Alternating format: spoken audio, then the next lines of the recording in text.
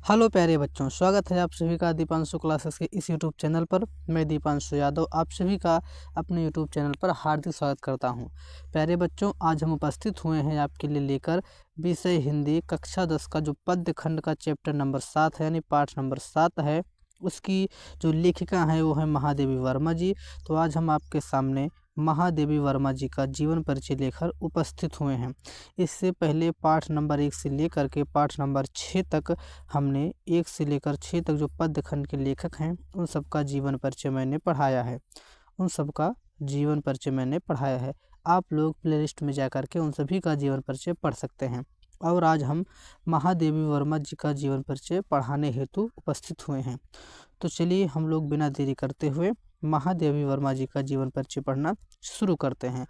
महादेवी वर्मा जी का जीवन परिचय शुरू करने से पहले इनके बारे में 2 महत्वपूर्ण बातें। पहली महत्वपूर्ण बात इनके बारे में ये है कि इनको आधुनिक मीरा कहा जाता है। आधुनिक मीरा कहा जाता है। दूसरा, इनको विरह की कवित्री कहा जाता था। थोड़ा शॉर्ट फॉर्म में लिख रहे हैं, समझ लीजिए। आधुनिक मीरा, विरह की कवित्री, यह रही इनके जीवन की 2 महत्वपूर्ण बातें। अब हम शुरू करते हैं महादेवी वर्मा जी का जीवन परिचय। ये रही महादेवी वर्मा जी की तस्वीर। और हम आपको बता दें कि जीवन परिचय लिखने का जो सही क्रम होता है वह 3 हेडिंग के माध्यम से है। पहला संक्षिप्त जीवन परिचय, दूसरा जीवन परिचय और तीसरी प्रमुख रचना। इसी क्रम में हम शुरुआत करते हैं। आपकी प्रथम हेडिंग है जीवन परिचय की। जीवन परिचय शुरू करते हैं।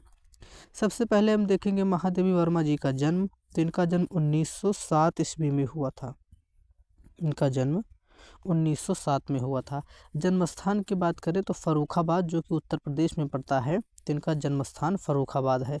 इनकी शिक्षा एमए इन्होंने संस्कृत विषय से किया था। एमए को हम परास्नातक कहते हैं। तो इन्होंने संस्कृत विषय से एमए किया था। ये रही इनकी शिक्षा। बात की जाए इनकी रचना की, इनकी रचनाओं की, तो इनकी रचनाएं हैं निहार हैं, नीरजा हैं, यामा है, दीप शिखा है, शांत गीत है। यहाँ पर थोड़ा टाइप मिस्टेक है, यहाँ पर नीरज लिखा गया है, गलत है, ये होगा नीरजा। क्लियर। तो इनकी रचना है निहार, नीरजा, यामा, दीप शिखा, शांत गीत इत्यादि इनकी रचनाएं हैं। इनकी मृत्यु की बात की जाए तो मृत्यु उनकी 1987 ईस्वी में हुई थी। क्लियर हुआ आपको। तो आप लोग याद रखिएगा, इनका जन्म 1907, इनकी मृत्यु 1987। अगर जन्म मृत्यु याद करने के ट्रिक के बारे में बात करें तो आप इनके जन्म में 0 के नीचे एक और 0 बढ़ा दीजिएगा। इनका जन्म और जन्मस्थान आपको याद रहेगा।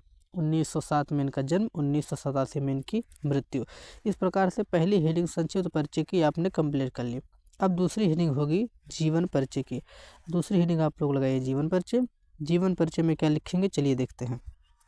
जीवन परिचय में लिखेंगे, जीवन परिचय में हम लोग लिखेंगे, यहाँ से देखिए कि महादेवी वर्मा जी का जन्म 1907 ईस्वी में हुआ था।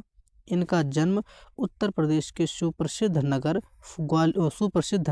फर्रुखाबाद में हुआ था। सुप्रसिद्ध जो नगर है फर्रुखाबाद, वहाँ पर इनका जन्म हुआ था, जो कि उत्तर प्रदेश में पड़ता है। आप लोग 1907 को और फर्रुखाबाद को, इन सबको हाईलाइट कर दीजिएगा ताकि एग्जामिनर को लगे कि हाँ, जो इम्पोर्टेंट तथ्य है उसको बच्चे ने हाईलाइट किया है।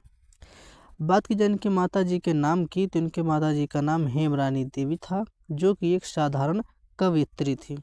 देख लीजिए, कवित्री इस प्रकार से लिखा जाता है। एवं श्री कृष्ण में अटूट श्रद्धा रखती थी। इनकी जो माता जी थी हेमरानी देवी जी, वह एक साधारण कवित्री भी थी और श्री कृष्ण के प्रति अटूट श्रद्धा रखती थी। माता जी के इन गुणों का जो प्रभाव है वो महादेवी वर्मा जी के ऊपर भी पड़ा। महादेवी वर्मा जी के ऊपर जब इनका प्रभाव पड़ा तो ये भी एक कवित्री के रूप में निखरी। बाद में महादेवी वर्मा जी का विवाह 9 वर्ष की आयु में हो गया था।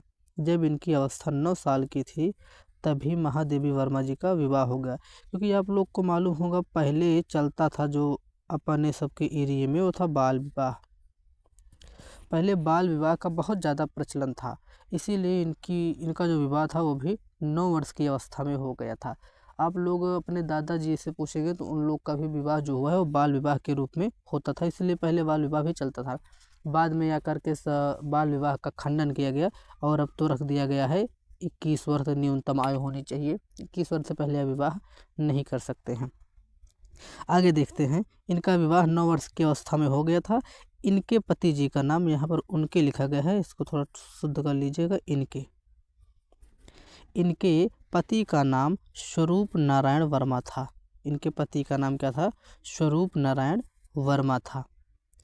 किंतु इन्हीं दिनों इनकी माता जी का स्वर्गवास हो गया। जब इनका विवाह हुआ तो उसी के कुछ दिन बाद इनकी माता जी का स्वर्गवास हो गया। माता जी के निधन के बाद, यानी माता जी के न रहने के बावजूद भी इन्होंने अपना अध्ययन जारी रखा। इनके माता जी का देहावसान हुआ, फिर भी इन्होंने अपनी पढ़ाई को जारी रखा और इन्होंने परास्नातक की शिक्षा संस्कृत विषय से प्राप्त की। इन्होंने संस्कृत विषय से परास्नातक की डिग्री, यानी जिसे बोलते हैं एमए यानी परास्नातक, संस्कृत विषय से प्राप्त की। इन्होंने सर्वप्रथम, यहाँ पे थोड़ा गलती है, चांद होगा, क्या करें, टाइप करने में कभी कभी मिस्टेक हो जाता है जल्दी जल्दी में। चांद नामक पत्रिका में अपनी रचनाएं प्रकाशित करवाई थी। इसके बाद यह खुद चांद नामक पत्रिका, भाई आप लोग समझ जाइएगा थोड़ा, चांद नामक पत्रिका के संपादिका भी रहे। पहले तो ये अपनी पत्रिकाओं को चांद नामक पत्रिका में संपादन करवाती थी और बाद में ये स्वयं चांद नामक जो पत्रिका थी उसकी संपादिका भी रह चुकी थी। आगे देखते हैं। इसके बाद खुद चांद नामक पत्रिका की संपादिका भी रही। इन्होंने बहुत सारी रचनाएं लिखी और कई सारे पुरस्कार भी प्राप्त किए। अब हम देखते हैं इन्होंने कौन कौन से पुरस्कार प्राप्त किए थे। पुरस्कारों के नाम हैं: मंगला प्रसाद पारितोषिक पुरस्कार प्राप्त किया, पद्म भूषण सम्मान से इनको सम्मानित किया गया, भारत भारती पुरस्कार इनको मिला, ज्ञानपीठ पुरस्कार भी इनको मिला। ये सब कुछ बहुत बड़े स्तर के पुरस्कार होते हैं जो कि एक कवित्री या कवि को दिया जाता है। तो महादेवी वर्मा जी को इतने सारे पुरस्कार मिले थे। अब आपकी अंतिम हेडिंग होगी रचना की। रचना में आप लिखेंगे निहार, नीरजा, दीपशिखा, यामा और एक रचना है इनकी सांध्य गीत। तो इस प्रकार से आप इनकी रचना भी लिख देंगे। तो मुझे आशा है कि आप लोग को वीडियो पसंद आया होगा। आप लोग इसी प्रकार से लिखिएगा। हम देखते हैं आगे। तो आगे समापन की ओर है वीडियो। बहुत बहुत धन्यवाद है, आप सभी का शुक्रिया है। अगर आप सभी को वीडियो अच्छा लगा हो तो आप लोग वीडियो को प्लीज़ लाइक कर दीजिएगा, चैनल को भी हमारे सब्सक्राइब कर दीजिएगा। इसकी PDF आपको टेलीग्राम चैनल पर मिल जाएगी। आप लोग हंसते रहिए, मुस्कुराते रहिए और अपनी पढ़ाई को जारी रखिए। आप लोग जारी रखिए। ये रहा अपने चैनल का नाम, दीपांशु क्लासेस। मुझे उम्मीद है आप सभी को वीडियो अच्छा लगा होगा और कोई त्रुटि हुई मुझसे तो आप उसके लिए मुझे क्षमा कर दीजिएगा और अपने सुझाव कमेंट बॉक्स में ज़रूर दीजिएगा। चलते चलते अपने हंसने वाली इमोजी, क्योंकि भाई ये मेरा रोज़ का काम है, मैं चलने से पहले एक बार हंसने वाली इमोजी बनाता हूँ, क्योंकि ज़िंदगी में हंसना बहुत ज़रूरी है। हंसते रहें, मुस्कुराते रहें।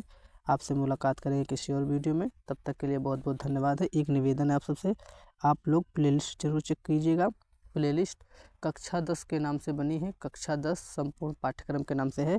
उसमें जितनी वीडियो हैं आपके काम की, आप सभी लोग देख लीजिएगा। वैसे काम की तो सारी वीडियो हैं, परंतु आप अपने अनुसार सभी वीडियो को देखिएगा। और 24